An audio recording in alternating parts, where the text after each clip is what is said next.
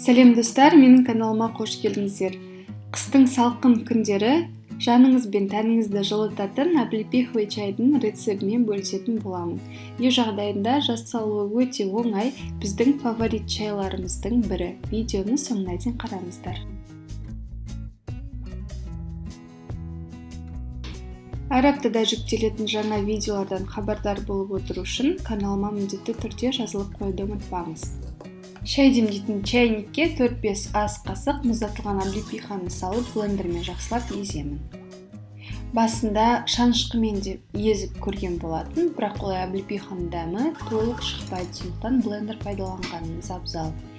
Енді бетінен 2-3 тілім апельсин бөліктері және де лимон бөліктерін салып, қайнаған су құямын.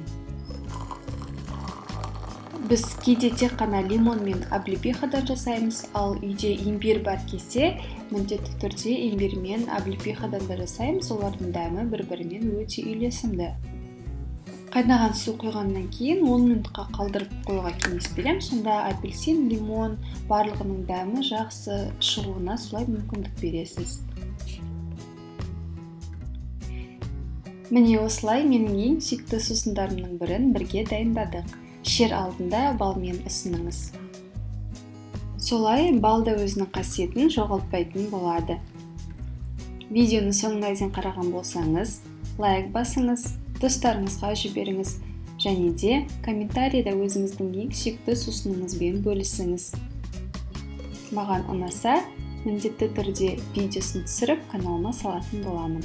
Маған сеніп, менімен бірге болғандарыңызға рахмет.